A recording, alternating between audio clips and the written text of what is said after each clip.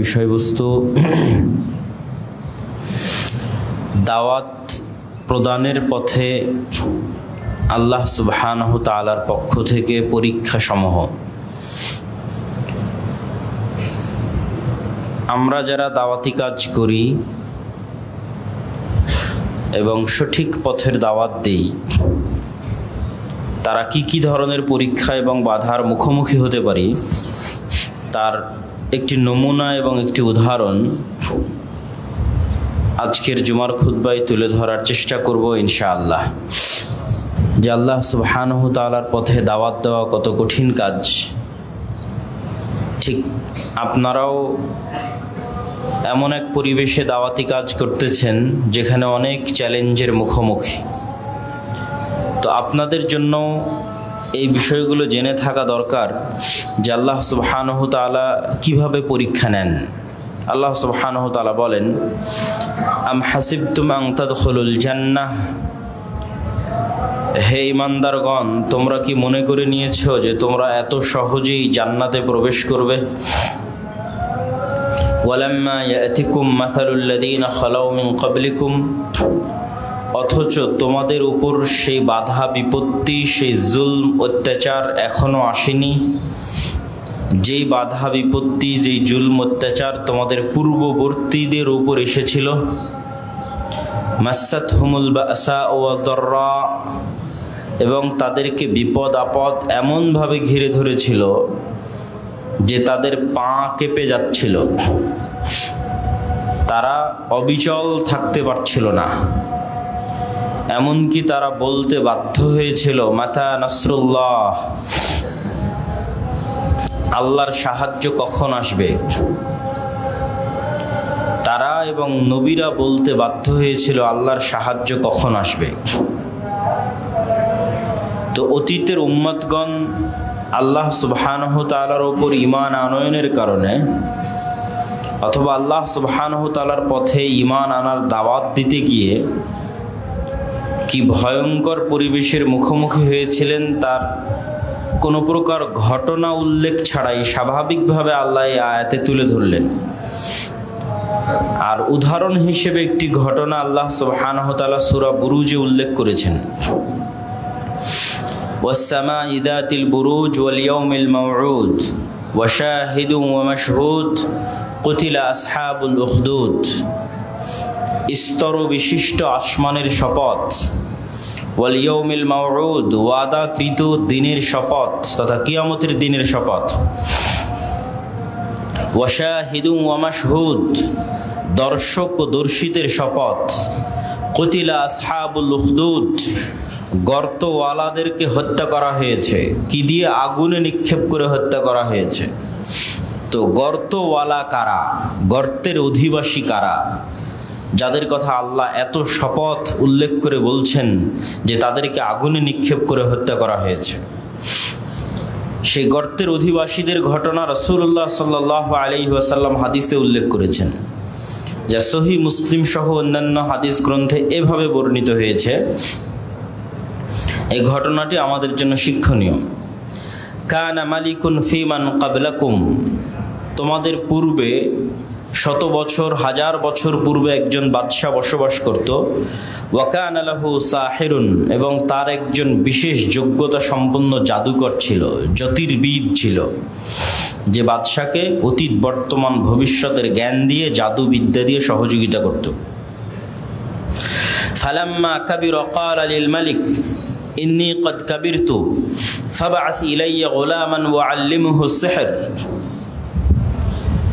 যখন এই জাদুকর বয়োবৃদ্ধ হয়ে গেল,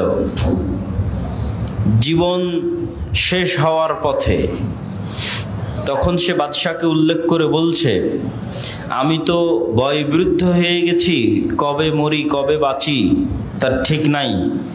আপনি একজন ছাত্র দেন, খুব মেধাবী, ওয়াল্লিমুহু সিহরা, যাকে আমি আমার জ্ঞান, আমার বিদ্যা, জ্যোতির্বিদ্যা এবং জাদুবিদ্যা শিখিয়ে যাব। ফাবাআসা ইলাইহি গুলামান ইউআল্লিমুহু, তখন বাদশাহ তার সম্প্রদায়ের মধ্যে থেকে খুব মেধাবী চৌকস একজন বালককে বাছাই করলো এবং তাকে নির্ধারণ করলো এই জাদুকরের কাছে জাদু শিখার জন্য। ফাকানা ফি তরিকিহি ইযা সালাকা রাহিবুন ফাকাআদা ইলাইহি ওয়া সামিআ কালামাহ। এই বাচ্চার বাড়ি থেকে জাদুকরের দার্সগাহ, ক্লাসরুমে যেতে, স্কুলে যেতে, তার কাছে দার্স নিতে যেতে রাস্তায় এক পাদ্রির বাড়ি পড়ে, খ্রিস্টান ধর্মগুরু পাদ্রি। ফাকাআদা ইলাইহি ওয়া সামিআ কালামাহ। সে যেমন জাদুকরের কাছে জাদুবিদ্যাও শিখে, রাস্তায় থেমে পাদ্রির কাছে আল্লাহর বাণীও শিখে, আল্লাহ সুবহানাহু ওয়া তাআলার কালামও শিখা শুরু করে। ফাআজাবাহ। ধীরে ধীরে তার কাছে জাদুকরের চাইতে পাদ্রির শিখানো কথাগুলো ভালো লাগতে লাগে। ফাকানা ইযা আতা আস-সাহির মাররা বির-রাহিব ওয়া ক্বা'আদা ইলাইহি ফাইযা আতা আস-সাহির দারাবাহু ফাশাকা যালিকা ইলা আর-রাহিব। রাস্তায় যেতে যখন পাদ্রির নিকটে বসে, তার দার্স এবং তার তাদরিস শুনতে অনেক সময় দেরি হয়ে যায়, ফলত জাদুকরের নিকটে পৌঁছতেও দেরি হয়। তা একদিন জাদুকর তাকে শাস্তি আরোপ করে, জেনে বুঝে হোক অথবা না জেনে হোক, দেরি হওয়ার কারণে শাস্তি প্রদান করে। সেই শাস্তির বর্ণনা এই বালক পাদ্রির নিকটে তুলে ধরে। পাদ্রি তাকে বলে, এরপরে যদি তোমার কখনো দেরি হয় তাহলে তাকে বলবা তোমার বাড়ির লোকের কারণে তোমার দেরি হয়েছে, আর যাওয়ার পথে আমার কাছে জ্ঞান অর্জন করতে গিয়ে যদি বাড়িতে পৌঁছতে দেরি হয় তাহলে বাড়ির লোককে বলবা জাদুকরের কাছে দেরি হয়েছে। তথা দুই জায়গার যে জায়গায় দেরি হবে তার আগের জায়গার নাম বলবা, আমার নাম বলবা না যে আমার কাছে দেরি হয়েছে। এভাবেই দিন যায় রাত যায়। ফাবাইনামা হুয়া কাযালিক ইযা আতা আলা দাব্বাতিন আযীমাতিন ক্বাদ হাবাসাতিন নাস। হঠাৎ একদিন রাস্তায় বিশাল প্রাণী রাস্তা বন্ধ করে পড়ে আছে, মানুষজন এপার থেকে ওপার যেতে পারছে না প্রাণীর ভয়াবহতায়। দুই পারে মানুষজন জমা হয়ে আছে। তখন এই বালক বলল, আজকেই সুযোগ, আমি জেনে নিতে চাই জাদুকর সত্যবাদী না পাদ্রী সত্যবাদী, কে সত্যবাদী। তখন সে একটি পাথর হাতে নিল, হাতে নিয়ে বলল, আল্লাহুম্মা ইন কানা আমরুর রাহিব আহাব্বা ইলাইক মিন আমরি সাহির ফাকতুল হাযিহি দাব্বাহ।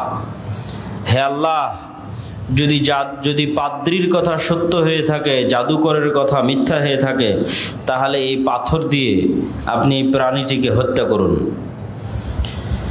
ফাকতুল হাযিহি দাব্বাহ হাত্তা ইয়ামজিয়ান নাস ফারামাহা ফাকাতালাহা। বাচ্চা যখন এটি বলে পাথর নিক্ষেপ করলো, ওই প্রাণীটি মারা গেল এবং মানুষের জন্য রাস্তা পরিষ্কার হয়ে গেল। ফাআতার রাহিব ফাআখবারাহ।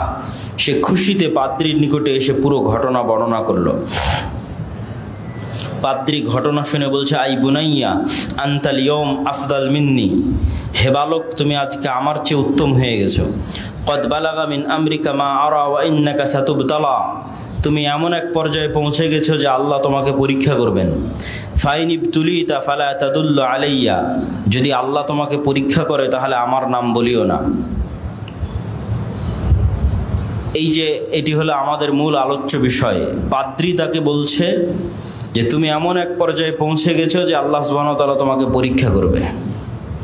তথা মানুষ যখন জ্ঞানের অথবা দাওয়াতের যে কোনো কিছুর ভালো পর্যায়ে পৌঁছে, তখন আল্লাহ সুবহানাহু ওয়া তাআলার পক্ষ থেকে পরীক্ষা আসে। তো এই বাচ্চা এমন এক পর্যায়ে পৌঁছে গেল যে ইউবরিউল আকমাহা ওয়াল আবরাসা ওয়া ইউদাবিন নাসা মিন সাইরিল আদওয়া। সে মুস্তাজাবুদ দাওয়া হয়ে গেল, দোয়া করলে কবুল হয়ে যায় সাথে সাথে। তো কোনো ব্যক্তি যখন অন্ধ অবস্থায় আসে, দোয়া করে ফু দিয়ে দিলে অন্ধত্ব ভালো হয়ে যায়। অসুস্থতা নিয়ে আসে, দোয়া করে দিলে অসুস্থতা ভালো হয়ে যায়। এই খবর একদিন জালিসুন লিল মালিক, বাদশার এক মন্ত্রীর নিকটে পৌঁছে গেল। বাদশার মন্ত্রী অন্ধ ছিল। তো বাদশার সেই মন্ত্রী অনেক হাদিয়া তোহফা সহ এই বালকের নিকট উপস্থিত হয়ে বলছে, ইন আনতা শাফিতানি ফাকালা ইন্নী লা আশফি আহাদান ইন্নামা ইয়াশফিল্লাহ। মন্ত্রী বলছে, আমি শুনেছি তুমি অনেক মানুষকে আরোগ্য দান করো, তো আমার এই অন্ধত্ব একটু ভালো করে দাও।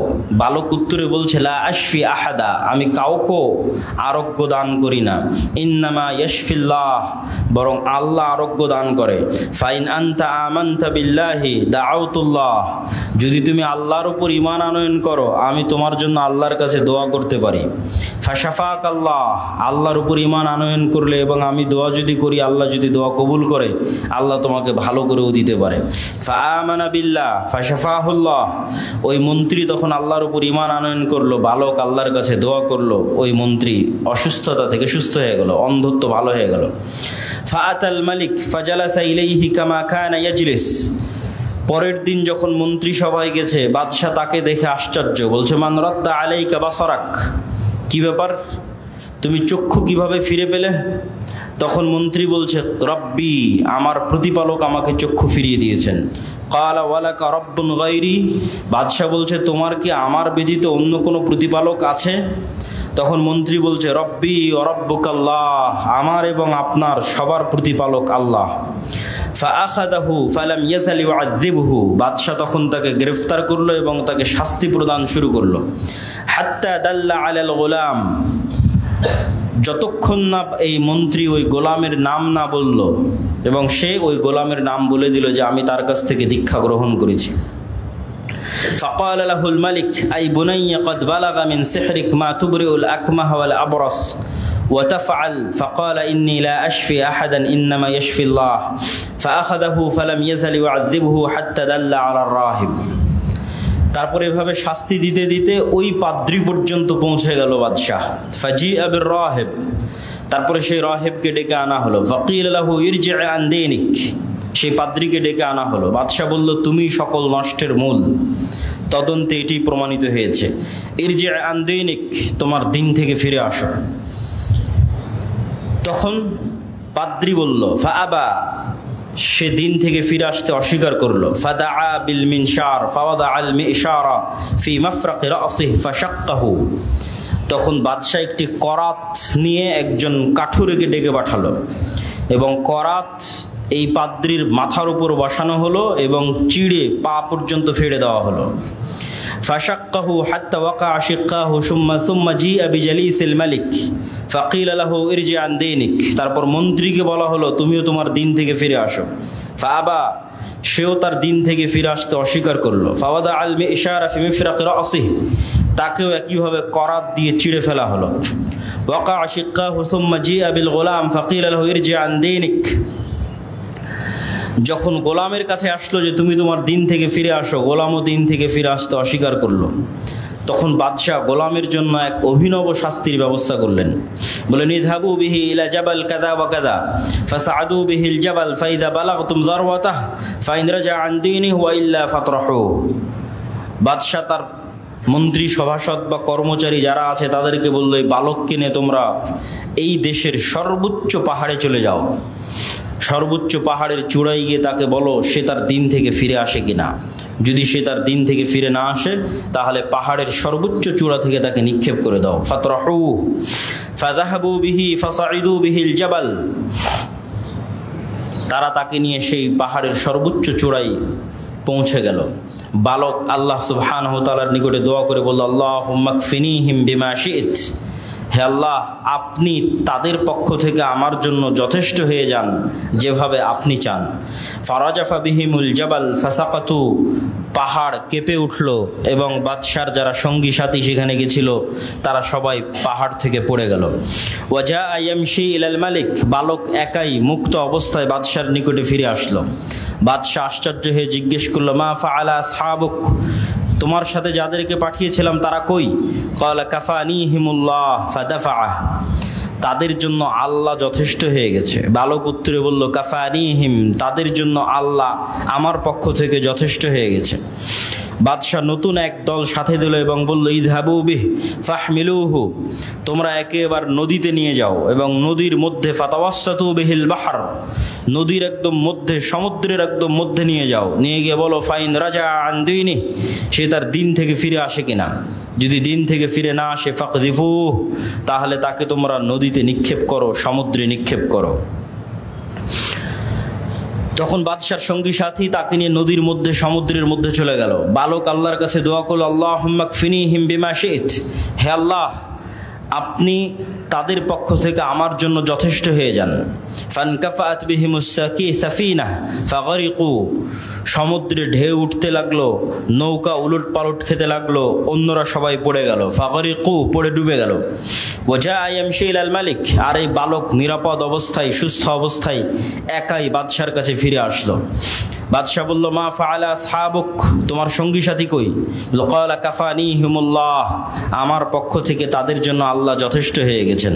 ফাকালা লিল মালিক, তখন বালক বাদশাকে বলল, ইন্নাকা লাস্তা বিকাতিলি হাত্তা তাফআলা মা আমুরুক বিহি, হে মহামান্য বাদশাহ আপনি আমাকে ততক্ষণ হত্যা করতে পারবেন না যতক্ষণ না আমি যা বলছি তা না করবেন। বাদশাহ উত্তরে বলল, আমা হুয়া, কি সেটা? বালক বলল, তাজমাউন নাস ফি সাঈদিন ওয়াহিদ, বিশাল এক মাঠে খোলা ময়দানে আপনি মানুষকে জমা করবেন। তাজমাউন নাস ফি সাঈদিন ওয়াহিদিন, ঘোষণা দিয়ে দেশের হাজার হাজার লক্ষ লক্ষ মানুষকে খোলা মাঠে জমা করবেন। ওয়া তাসলুবনি আলা জিজইন সুম্মা খুয সাহমান, এবং আমাকে শুলিতে চড়ানোর জন্য কাঠের উপর চড়িয়ে দিবেন। সুম্মা খুয সাহমান, অতঃপর একটা তীর নিবেন। সুম্মা যাইস সাহমা ফি কাবিদিল কৌসি, তীরকে ধনুকে লাগাবেন। ধনুকে তীর লাগানোর পর বলবেন, বিসমিল্লাহি রাব্বিল গোলাম, এই বালকের প্রতিপালকের নামে এই তীর নিক্ষেপ করছি। অতঃপর তীর নিক্ষেপ করবেন। ফাইন্নাকা ইযা ফাআলতা যালিক কাতালতানি, যদি এটি করতে পারেন আমাকে হত্যা করতে সক্ষম হবেন। বাদশা রাজি হয়ে গেল। ফাজামাআন নাস ফি সাঈদিন ওয়াহিদিন, বিশাল মাঠের মধ্যে হাজার হাজার লক্ষ লক্ষ মানুষকে ঘোষণা দিয়ে জমা করা হলো। ওয়াসালাবাহু আলা জিজইন, শুলিতে ঝুলানোর জন্য শুলিতে তীর নিক্ষেপ করে হত্যা করার সকল প্রস্তুতি সম্পূর্ণ করা হলো। সুম্মা আখাযা সাহমান সুম্মা ওয়াদাআ আস-সাহম ফি কাবিদিল কৌস সুম্মা ক্বালা বিসমিল্লাহি রাব্বিল গোলাম, এবং তীর নিয়ে ধনুকে লাগিয়ে বলা হলো, ওই আল্লাহর নামে এই তীর নিক্ষেপ করছি যে আল্লাহ এই গোলামের প্রতিপালক, রব্বুল গোলাম এই বালকের প্রতিপালক। সুম্মা রামাহু ফাওয়াকা আস-সাহম, তীর নিক্ষেপ করা হলো, তীর বালকের বুকে এসে বিঁধে গেল এবং সে সেখানেই মারা গেল। ফাকাল আন-নাস আমান্না বিরব্বিল গোলাম, উপস্থিত হাজার হাজার লক্ষ লক্ষ মানুষ বলল একসাথে, আমরা এই বালকের প্রতিপালকের প্রতি ঈমান আনয়ন করলাম। আল্লাহু আকবার। فأتي الملك فقيل له أرأيت ما كنت تحذر قد الله نزل بك حذرك قد آمن الناس। বাদশাহ বলল, আমি যে আশঙ্কা করছিলাম, যে আশঙ্কার কারণে বালককে হত্যা করলাম, সে আশঙ্কাই তো বাস্তবায়ন হয়ে গেল। মানুষ তো ইসলাম গ্রহণ করে নিল, দিনের উপর আল্লাহর উপর ঈমান আনয়ন করে নিল।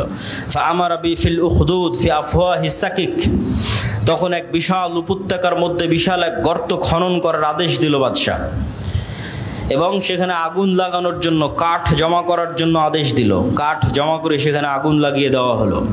বিশাল গর্তে আগুন লাগানোর পর বাদশাহ বলল, ওমান লাম ইয়ারজি আন দীনিহি ফাহমুহু ফিহা, যারা যারা নিজ নিজ দিন থেকে ফিরে আসবে না তারা যেন এই আগুনের গর্তে নিক্ষেপ করা হয়, তারা যেন এই আগুনের গর্তে ঝাঁপিয়ে পড়ে। ফাফআলু, মানুষজন ঈমান পরিত্যাগ না করে এভাবে আগুনের গর্তে ঝাঁপ দিতে লাগলো এবং আগুনে পড়ে নিহত হতে লাগলো। হাত্তা জাআত ইমরাআতুন ওয়া মাআহা সাবিয়্যুন, এমনকি একজন মেয়ে আসলো, যেই মেয়ের কোলে একটি ছোট বাচ্চা আছে। ফাতাকাআসাত, যে তার বাচ্চাকে দুধ পান করায়। তখন ওই মহিলা দ্বিধাগ্রস্ত হয়ে গেল, আমি তো এই আগুনের কষ্ট সহ্য করতে পারবো, আমার বাচ্চার কি হবে? যখন সে দ্বিধাগ্রস্ত হয়ে গেল তখন তার কোলের বাচ্চা কথা বলে উঠল, ইয়া উম্মি ইসবিরি ফাইন্নাকা আলাল হক, হে আমার মা আপনি ধৈর্য ধারণ করে আগুনে ঝাঁপিয়ে পড়ুন, কেননা আপনি সত্যের উপর আছেন। আল্লাহু আকবার। এই পুরো ঘটনাই হচ্ছে আসহাবুল উখদুদের ঘটনা, যাদের ঘটনা আল্লাহ সুবহানাহু ওয়া তাআলা কোরআন মাজিদে উল্লেখ করেছেন, বিস্তারিত বিবরণ রাসূল সাল্লাল্লাহু আলাইহি ওয়াসাল্লাম দিয়েছেন। এই লম্বা ঘটনা বলে আমরা কি বুঝাতে চাচ্ছি? আল্লাহর ওই আয়াত আবারও পড়তে চাচ্ছি। আম হাসিবতুম আন তাদখুলুল জান্নাহ ওয়ালাম্মা ইয়াতিকুম মাসালুল লাযীনা খালাউ মিন ক্বাবলিকুম, তোমরা কি মনে করছো জান্নাতে যাওয়া এত সহজ, অথচ তোমাদের উপর সেই রকম জুলম অত্যাচার এখনো আসেনি যে জুলম অত্যাচার অতীতের মানুষদের উপর এসেছিল? তো অতীতের মানুষদের উপর কি জুলম অত্যাচার এসেছিল তার একটা নমুনা আল্লাহ সুবহানাহু ওয়া তাআলা কোরআনে উল্লেখ করেছেন, রাসূল সাল্লাল্লাহু আলাইহি ওয়াসাল্লাম হাদিসে উল্লেখ করেছেন। মানুষকে জীবন্ত আগুনে জ্বালিয়ে দেওয়া হয়েছে অথবা করাত দিয়ে ফেড়ে ফেলা হয়েছে, কিন্তু আমাদের সাথে তো তেমন কিছুই হয়নি। হয়তো মানুষ দিয়ে একটা গালি দিচ্ছে, হয়তো মানুষ দিয়ে একটা মিথ্যা অপবাদ দিচ্ছে, নিন্দা করছে, অথবা হয়তো এসে আপনার মসজিদ মাদ্রাসায় হামলা করছে, এই পর্যন্তই শেষ। কিন্তু এই রকম জুলম এবং অত্যাচার কিন্তু আমরা এখনো মুখোমুখি হইনি।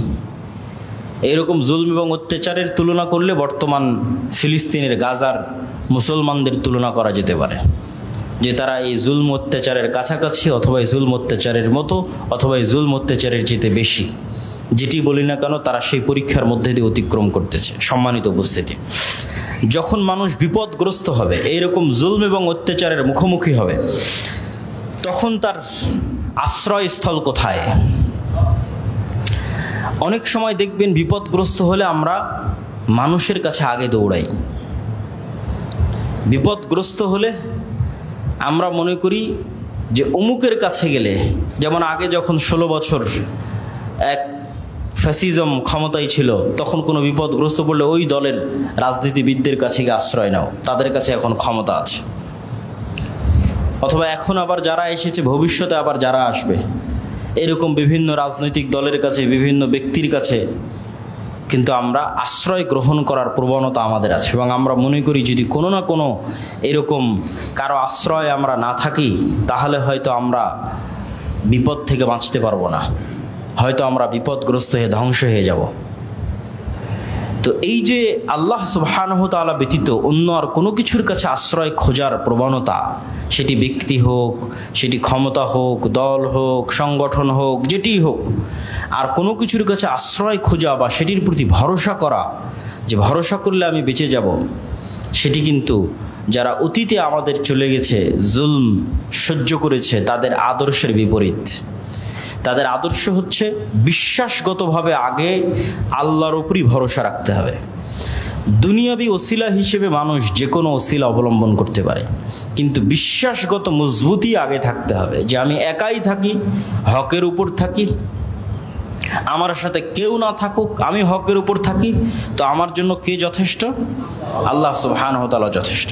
তো আল্লাহ সুবহানাহু ওয়া তাআলা যে যথেষ্ট, তার কিছু দলিল এবং লজিক আল্লাহ নিজেই কোরআনে তুলে ধরেছেন। সেই লজিকগুলো আমাদের বোঝা দরকার, যে আল্লাহ সুবহানাহু ওয়া তাআলা কেন যথেষ্ট এরকম জুলম এবং অত্যাচারের মুহূর্তে। الذين قال لهم الناس إن الناس قد جمعوا لكم فاخشوهم فزادهم إيمانا وقالوا حسبنا الله ونعم الوكيل। এই ঘটনাটি হচ্ছে উহুদ যুদ্ধের ঘটনা। উহুদ যুদ্ধের ঘটনা হচ্ছে সংক্ষিপ্ত ঘটনা, যে মুসলমানেরা যেই জায়গায় রাসূলুল্লাহ সাল্লাল্লাহু আলাইহি ওয়াসাল্লাম 40 জন তীরন্দাজ নিযুক্ত করেছিলেন, মুসলমানদের বিজয় দেখে তারা গনিমতের মাল জমা করার জন্য সেই জায়গা ছেড়ে দিয়ে যখন গনিমতের মাল জমা করতে যায়, তখন খালিদ বিন ওয়ালিদ পিছন দিক থেকে এসে আক্রমণ করে। খালিদ বিন ওয়ালিদের পেছন দিকের আক্রমণ এবং সামনের দিক থেকে যে কাফের মুশরিকরা পালাচ্ছিল, তারা যখন দেখে পিছন দিক থেকে খালিদ বিন ওয়ালিদ এসেছেন, তারাও ঘুরে দাঁড়ায়। তারাও যখন ঘুরে দাঁড়ায়, তখন দুই বাহিনীর মধ্যে পড়ে যায় মুসলমানেরা। ফলত এক চরম বিপদ তাদের সামনে এসে দাঁড়ায়। সেই বিপদ থেকে বাঁচার জন্য তারা ধীরে ধীরে পাহাড়ের দিকে উঠতে থাকে, পাহাড়ের দিকে আশ্রয় নিতে থাকে। এবং মুহাম্মদ সাল্লাল্লাহু আলাইহি ওয়াসাল্লামকেও সাহাবীরা ভয়ঙ্করভাবে গার্ড দিয়ে তাকেও ধীরে ধীরে ধীরে ধীরে পাহাড়ের দিকে নিয়ে যেতে থাকে। তো অনেক সাহাবী মারা যায়, অনেক সাহাবী আহত হয়, রাসূল সাল্লাল্লাহু আলাইহি ওয়াসাল্লামকে নিরাপত্তা দিতে গিয়েও আহত হয়। তো এরকম হত বিহব্বল পরিস্থিতিতে যখন পাহাড়ের অনেক উপরে চলে গেছে, তখন নিচে থেকে জাস্ট হয়তো তীর নিক্ষেপ করা যাচ্ছে, কিন্তু তীর সরাসরি আপনি পাহাড়ের আড়ালে আশ্রয় নিলে সরাসরি গিয়ে লাগবে না। আর তরবারি নিক্ষেপ করার তো তখন কোনো রাস্তাও নাই। তখন চলতেছে মুখের যুদ্ধ। মুখের পাহাড় থেকে চিল্লানো হচ্ছে, নিচে থেকে চিল্লানো হচ্ছে। তো নিচে থেকে চিল্লিয়ে মক্কার কাফের মুশরিকরা বলছে যে আল্লাযীনা ক্বালা লাহুমুন নাস ইন্নান নাস ক্বাদ জামাউ লাকুম, বলছে আমরা আরো বড় সৈন্য সামন্ত মক্কা থেকে নিয়ে এসে জমা করতেছি, তোমরা কোথায় যাবা দেখতেছি, কেমনে তোমরা আশ্রয় নিবা দেখতেছি, আরো এরকম শত শত মানুষ আসতেছে মক্কা থেকে তোমাদেরকে ধরার জন্য। তো এটা নিচ থেকে চিল্লানো হচ্ছে। তো এই নিচ থেকে চিল্লিয়ে যে তারা ভয় দেখাচ্ছে সাহাবীদেরকে, তো আল্লাহ সুবহানাহু ওয়া তাআলা কোরআন মাজিদে বলছে ফাযাদাহুম ঈমানা, এই ভয় দেখানোতে সাহাবীদের ঈমান আরো বেড়ে গেল। তারা তখন বলছে হাসবুনাল্লাহ ওয়া নি'মাল ওয়াকিল, আমাদের জন্য সাহায্যকারী হিসেবে জনসংখ্যা, মানুষজন, অস্ত্রপাতি, তরবারি এগুলো নয়, হাসবুনাল্লাহ, আমাদের জন্য কে যথেষ্ট? আল্লাহ যথেষ্ট। ওয়া নি'মাল ওয়াকিল, এবং আমাদের প্রকৃত এবং উত্তম অভিভাবক, দায়িত্বশীল হচ্ছেন আল্লাহ সুবহানাহু ওয়া তাআলা। ওকিল শব্দের অর্থ হচ্ছে দায়িত্বশীল, শাব্দিক অর্থ। আমরা যখন কোনো মামলা লড়ি আদালতে, তখন আপনি নিজেও কিন্তু সেই মামলা লড়ার অধিকার রাখেন, যে আসামি সে নিজেই তার মামলা মুভ করতে পারে, কেউ বাধা দিবে না আপনাকে।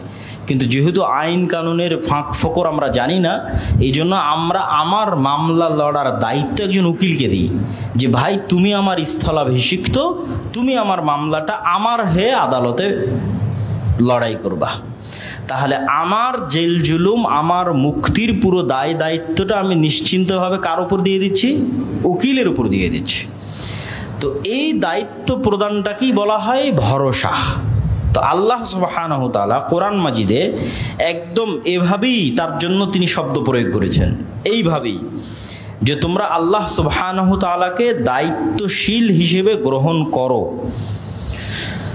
আল্লাহ সুবহানাহু ওয়া তাআলা কোরআন মাজিদে বলেন, রব্বুল মাশরিকি ওয়াল মাগরিব লা ইলাহা ইল্লাহু ফাত্তাখিযহু ওয়াকিলা, পূর্ব এবং পশ্চিমের প্রতিপালক যিনি, যিনি ব্যতীত ইবাদতের যোগ্য কেউ নাই, ফাত্তাখিযহু ওয়াকিলা, তোমাদের যদি কাউকে দায়িত্ব দেওয়ার প্রয়োজন হয় তাহলে তোমরা তাকেই দায়িত্ব প্রদান করো। তো দায়িত্ব প্রদান করার বিষয়টা কেমন একটু উদাহরণ দিয়ে বললে আপনাদের জন্য আরো স্পষ্ট হবে, তাহলে আল্লাহর উপর ভরসার বাস্তবতাটা কি সেটাও স্পষ্ট হবে। ধরেন আপনি এখন মারা যাচ্ছেন, আপনি কোনো দুরারোগ্য ব্যাধিতে আক্রান্ত, হয়তো ক্যান্সারে আক্রান্ত, 1-2 মাস পর মারা যাবেন।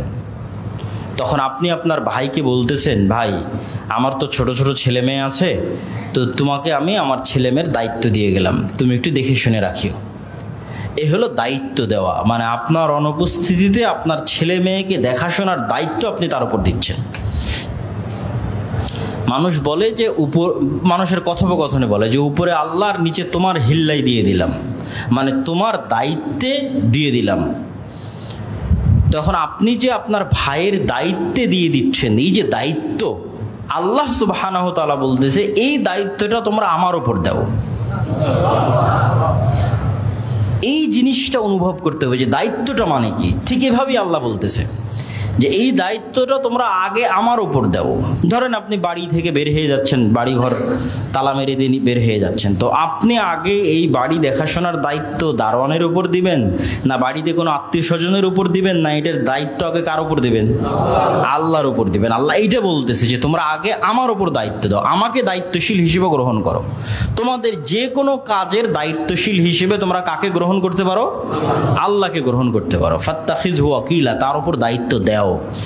কেন তার উপর দায়িত্ব দিবা, তার অনেক লজিক আল্লাহ সুবহানাহু ওয়া তাআলা কোরআনে উল্লেখ করেছে বিভিন্ন আয়াতে। তার 2-1টা আয়াত আমি আপনাদের সামনে তুলে ধরি যে কেন আপনি আল্লাহ সুবহানাহু ওয়া তাআলাকে দায়িত্বশীল হিসেবে তাকে দায়িত্ব দিবেন।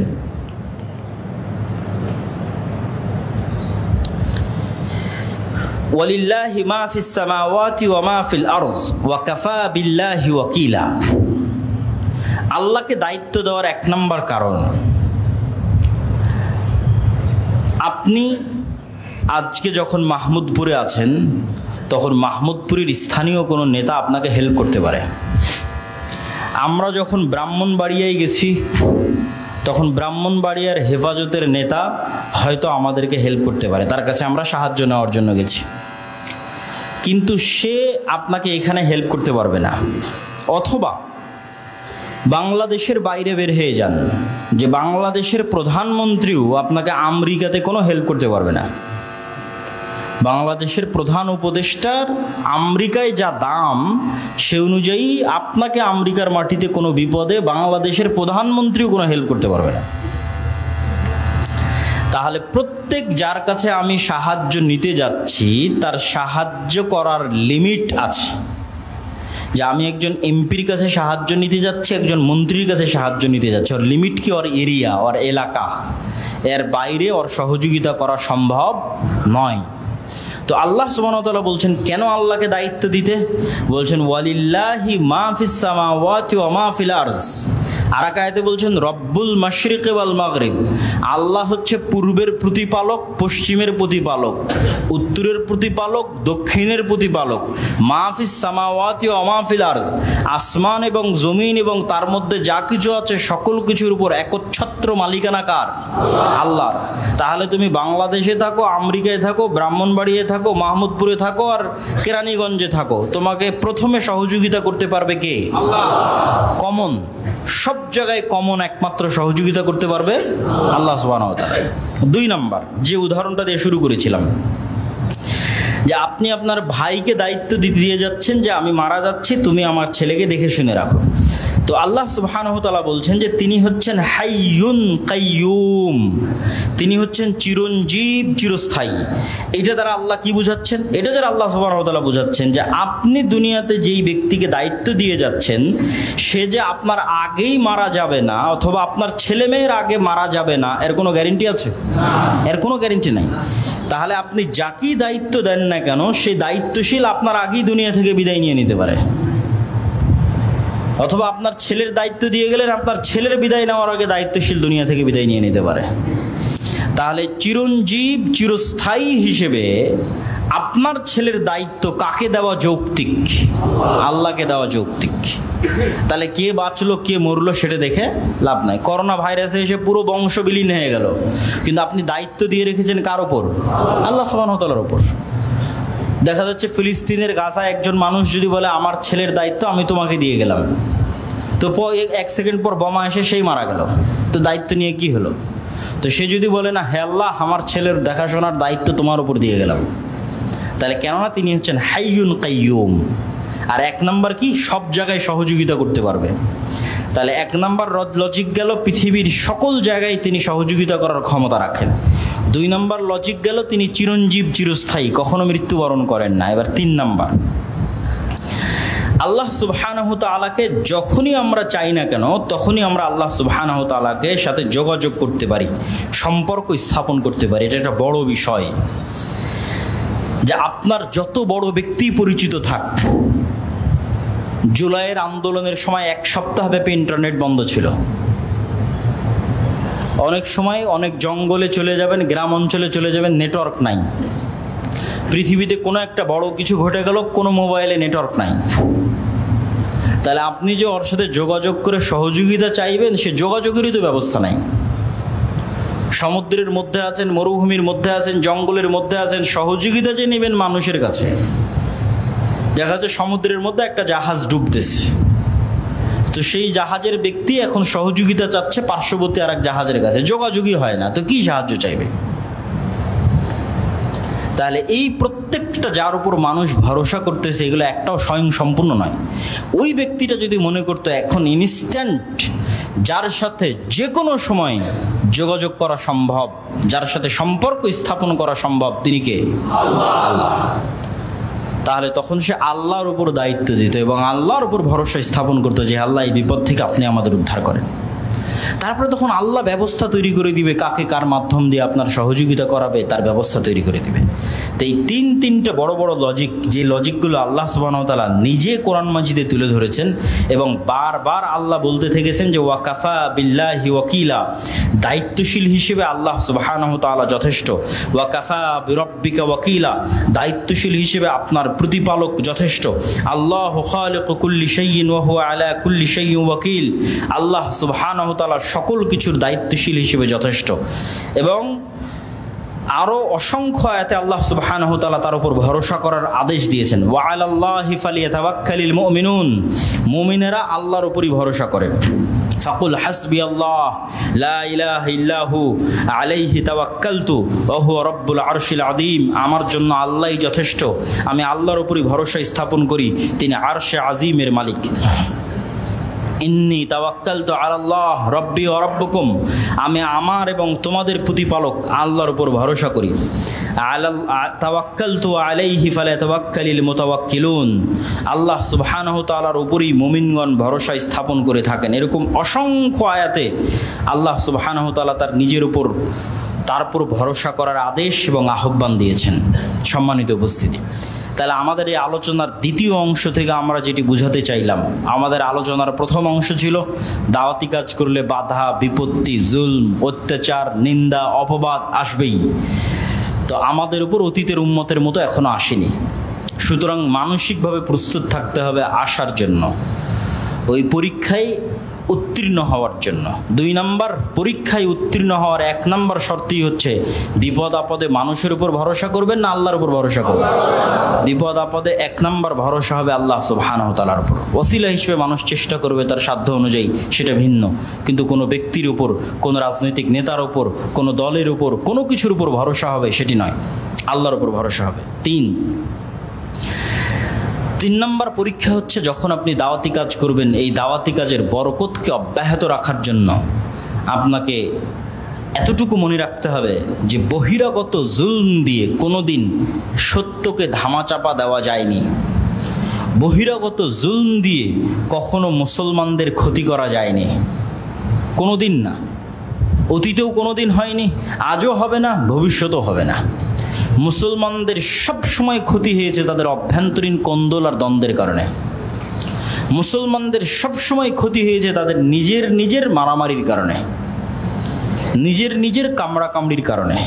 এই নিজের মারামারি এবং কামড়াকামড়িটা আসে সত্যবাদিতা, ন্যায়পরায়ণতা এবং আমানতদারিতার অভাবের কারণে। এই জন্য যারাই মসজিদ প্রতিষ্ঠা করেন, মাদ্রাসা প্রতিষ্ঠা করেন, দাওয়াতি কাজ করেন, তারা যদি মনে করেন আমি নিজে, আপনারা যে অবস্থায় আছি কেন, যদি মনে করেন যে আপনার এই কাজের বরকতটা ধরে রাখতে হবে, তাহলে এতটুকু নিশ্চিত থাকেন বাহিরের কেউ আপনার এই কাজের বরকত জুলম দিয়ে ছিনিয়ে নিতে পারবে না। বরং জুলম যত বাড়বে আপনার পা তত মজবুত হবে, আপনার পা পৃথিবীতে তত মজবুত হবে, আপনার দাওয়াত তত শক্তিশালী হবে। কিন্তু আপনার এই দাওয়াত ধ্বংস হয়ে যাবে, বরকত উঠে যাবে, আজ আছে কাল নাই হয়ে যাবে, যখন আমানতদারিতা, ন্যায়পরায়ণতা, সত্যবাদিতার অভাব দেখা দিবে এবং সেই জায়গায় পারস্পরিক কোন্দল, গীবত, কামড়াকামড়ি, মারামারি এগুলো জায়গা করে নেবে তখন। এবং এতটুকু মনে রাখবেন, এই বিপরীত স্বভাবটাই হচ্ছে গোলামির স্বভাব, দাসত্বের স্বভাব। আর উদারতা, সত্যবাদিতা, ন্যায়পরায়ণতার স্বভাব হচ্ছে নেতার স্বভাব, নেতৃত্বের স্বভাব এবং বিজয়ী ব্যক্তির স্বভাব, স্বাধীন মানুষের স্বভাব। আমাদের নবী মুহাম্মদ সাল্লাল্লাহু আলাইহি ওয়াসাল্লাম স্বাধীন চেতা, উদার মনা বলে বক্তব্যের শেষের দিকে চলে যাব। কোনো এক যুদ্ধের সময়, কোনো এক সফরের সময় কোনো পানির ব্যবস্থা নাই, এমন এক জায়গায় পৌঁছে গেছেন আল্লাহর নবী। তার মহিলা কলস করে জিজ্ঞেস করছে কোথায় থেকে পানি এনেছো? তো বলে আমি গতকাল এই সময় এখানে ছিলাম। তার মানে 24 ঘন্টার দূরত্ব থেকে পানি নিয়ে আসতেছে। তথা এখন পানি আনতে গেলে 24 ঘন্টার পথ উট চালানো লাগবে, অথবা একদিনের পথ ঘোড়া দৌড়ানো লাগবে। তো সেটা তো সম্ভব নয়। তো বলে আমাদের নবী মুহাম্মদ সাল্লাল্লাহু আলাইহি ওয়াসাল্লাম তোমার সাথে একটু কথা বলতে চাই। তো মহিলা বলে কোন নবী? যে নিজের ধর্ম ত্যাগ করেছে, সাবি, মুরতাদ হয়ে গেছে, মানে তাদের ভাষায় তারা মুহাম্মদ সাল্লাল্লাহু আলাইহি ওয়াসাল্লামকে সাবি বলতো। তো বলে হ্যাঁ তিনি। তো ঠিক আছে, মুহাম্মদ সাল্লাল্লাহু আলাইহি ওয়াসাল্লামের কাছে সেই মহিলা উপস্থিত হলো। মুহাম্মদ সাল্লাল্লাহু আলাইহি ওয়াসাল্লাম তাকে বলল তোমার একটু পানির দরকার। মহিলা বলল যে আমার ছোট ছোট বাচ্চা আছে, আমি বিধবা মহিলা, আমার স্বামী নাই, ছোট ছোট বাচ্চাদের আমিই দেখাশোনা করি, তো এই পানি আমি আপনাকে দিলে আমার জন্য এটা অনেক কষ্টকর হবে। তো রাসূল বলল ঠিক আছে, তোমার পানি আমরা ব্যবহার করব না, তবে তোমার পানির আমরা সহযোগিতা নিব, পানি তোমার যেরকম আছে সেরকমই থাকবে। আল্লাহর নবী দোয়া পড়ে পানিতে একটু থুতু নিক্ষেপ করলেন, থুতু নিক্ষেপ করে দিয়ে সেই পানি সাহাবীদের নিতে বললেন। সাহাবীরা সেই পানিতে উজু করলো, তাদের পশু প্রাণী সব সেই পানিতে তাদের পেট পূর্ণ করে পিপাসা মিটিয়ে নিল। তারপরে ওই মহিলার কলসে যা পানি থাকার তাই থেকে গেল। এবার রাসূল সাল্লাল্লাহু আলাইহি ওয়াসাল্লাম সাহাবীদের বলল তোমাদের যার কাছে যা জিনিসপাতি টুকটাক দেওয়ার মতো আছে, খেজুর, ছাতু, ঠিক আছে, যা যতটুকু আছে সে ততটুকু জমা করো। একটা চাদর বিছিয়ে দেওয়া হলো, সাহাবীরা যার কাছে একটু খেজুর ছিল, একটু ছাতু ছিল, সেগুলো জমা করে সেটা আল্লাহর নবী বেঁধে ওই মহিলাকে বলল এটা তোমার ছোট ছোট বাচ্চার জন্য আমরা তোমাকে হাদিয়া দিলাম। তখন সেই মহিলা সেখান থেকে বিদায় নিয়ে চলে গেল। কোনো এক যুদ্ধের সময়, একদম সংক্ষেপে বলতেছি, কোনো এক যুদ্ধের সময় মুসলিম বাহিনী ওই মহিলার গ্রামে যুদ্ধ করতেছে না, অথচ ঠিকই আশেপাশে যুদ্ধ করতেছে। তখন তখন গ্রামবাসী পরস্পর জিজ্ঞেস করতেছে যে আমাদের গ্রামে কেন যুদ্ধ আসে না। তখন ওই মহিলা ধারণা করতেছে আল্লাহর নবীর ব্যবহার থেকে যে হয়তো আমি ওই দিন যে পানির মাধ্যমে সহযোগিতা করেছিলাম এই কারণে হয়তো মুহাম্মদ সাল্লাল্লাহু আলাইহি ওয়াসাল্লাম নিষেধ করে রেখেছে। তখন পুরো গ্রামবাসী আশ্চর্য হলো যে আমাদের গ্রামের যাকে আমরা দামই দেই না, মূল্যায়নই করি না, সেই মহিলার এতটা দাম মুহাম্মদ সাল্লাল্লাহু আলাইহি ওয়াসাল্লামের কাছে। তখন পুরো গ্রামবাসী মিলে ওই মহিলা সহ মুহাম্মদ সাল্লাল্লাহু আলাইহি ওয়াসাল্লামের কাছে এসে ইসলাম গ্রহণ করলো। তো এখান থেকে যতটুকু শিক্ষা সেটা হচ্ছে, ধরেন আমার এবং আপনার মতো যদি মুসলমান হতো, যেই মুসলমানের স্বভাবের মধ্যে গোলামি আছে, মানে কামড়া কামড়ি, মারামারি, হিংসা বিদ্বেষ, ওকে টেনে নামানো, ওরটা ছিনিয়ে নেওয়া, সে গিয়েই আগে ওই মহিলাকে বলতো এই তুই তো কাফের, মুরতাদ, দে তোর পানি দে, তোর পানি আমার লাগবে। কেন? গোলামের স্বভাব কি? একটা টাকার জন্য কাড়াকাড়ি করা, একটা টাকার জন্য মারামারি করা, কাকে কত নিচে নামানো যায় তার জন্য চেষ্টা করা, গীবত তুহমত অপবাদ দিয়ে ধ্বংস করে দেওয়া। তো সেই কাজটাই কিন্তু করা হতো। কিন্তু সেই কাজটা না করে সাহাবীরা কি বললেন? আপনার সাথে কথা বলবে, আসেন। তো মুহাম্মদ সাল্লাল্লাহু আলাইহি ওয়াসাল্লাম চাইলে বলতে পারতেন যে এই মহিলাও তো কাফের মুশরিক, আল্লাহর নবীকে মুরতাদ বলছে। আর যেই বাচ্চার গল্প শোনাচ্ছে যে না খেয়ে আছে বা তার দায়িত্ব পালন করে, ওগুলোও তো কাফের মুশরিক। তো এই কাফের মুশরিকের জন্য বিবেচনা করে লাভ কি? তোমার পানিটি আমরা নিয়ে নেব, তুমি বাঁচলে বাঁচো, মরে মরো। আচ্ছা, সেটাও বাদ দিলাম। পানি তো নিলই না, তার পানি তো যতটুকু থাকলোই, তারপরেও ওই কাফের মুশরিকের সন্তান, কাফের মুশরিকের জন্য এতগুলো মুমিন মুসলিম খোলাফায়ে রাশিদিন রাসূল তাদের খেজুর, তাদের ছাতু দিয়ে সহযোগিতা করার কি দরকার? আর পানি তো ব্যবহারই করেনি। আর আমি তো তোর পানি নেইনি, যা ভাগ, তোর কাফের মুশরিক আর তোর কাফের মুশরিক সন্তানের জন্য কি করব?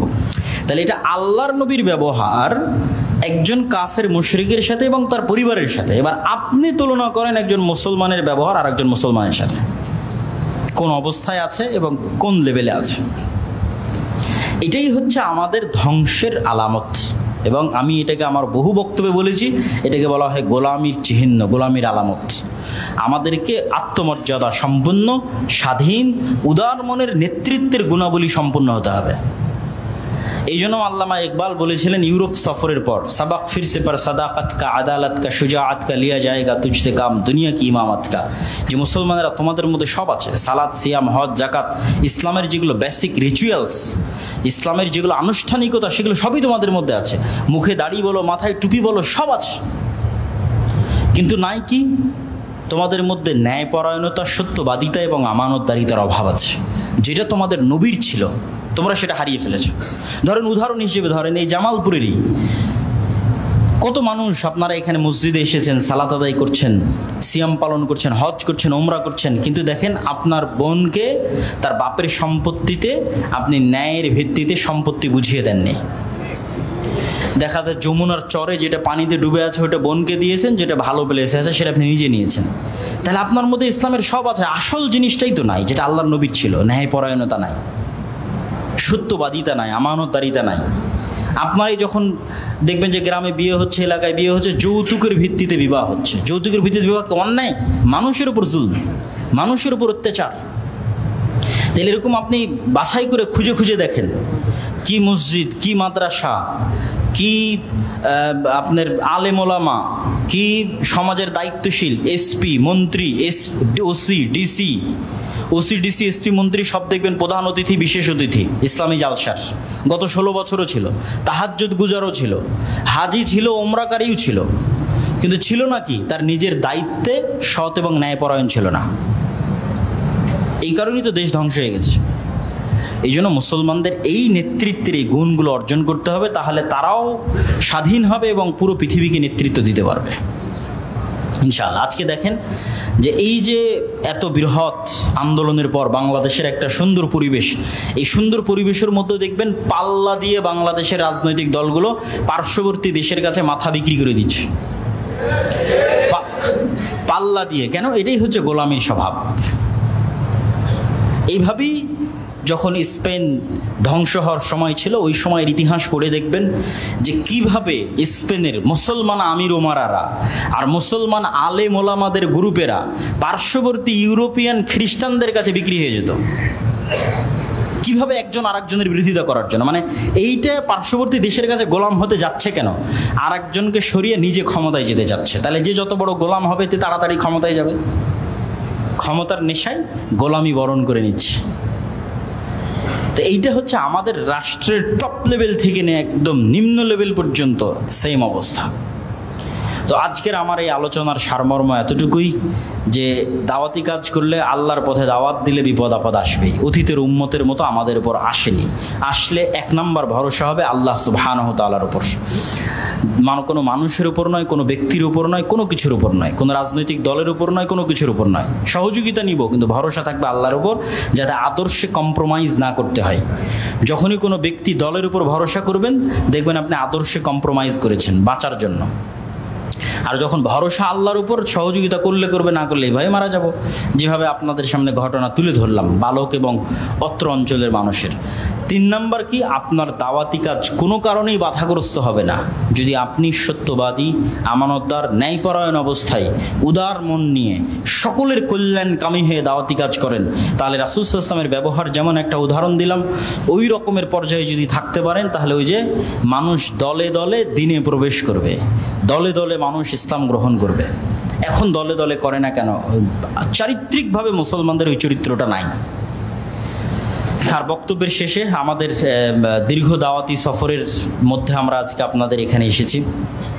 বক্তব্যের শেষে এতটুকু আহ্বান জানাবো যে আমাদের যে দাওয়াতি কাজগুলো আছে, সেই দাওয়াতি কাজগুলো গঠনমূলক দাওয়াতি কাজ বলে আমি মনে করি। এই দাওয়াতি কাজগুলোর সাথে শিক্ষা জড়িত, অন্য কিছু নয়। যেমন দাওয়া ইলাল্লাহর মাধ্যমে আমাদের যে মক্তব কার্যক্রম চলে, এটা শিক্ষা কেন্দ্রিক।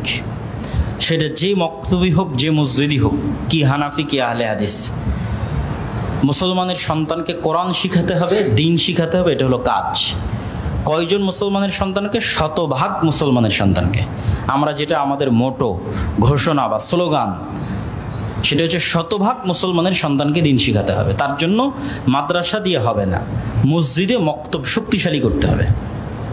তো আমি আমার অধীনে সব চালাবো এমনটা নয়, কিন্তু এই কথা বলতে বলতে আরও 1000 মানুষ মক্তব চালু করবে, তারাও মক্তবের সম্পর্কে যত্ন নেবে।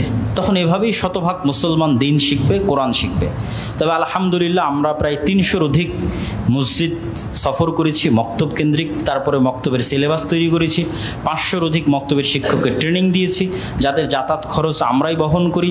এবং এই সমস্ত মক্তবের সকল ছাত্রের যে পড়ার বই, সেটিও আমরাই সাপ্লাই দিয়েছি আলহামদুলিল্লাহ।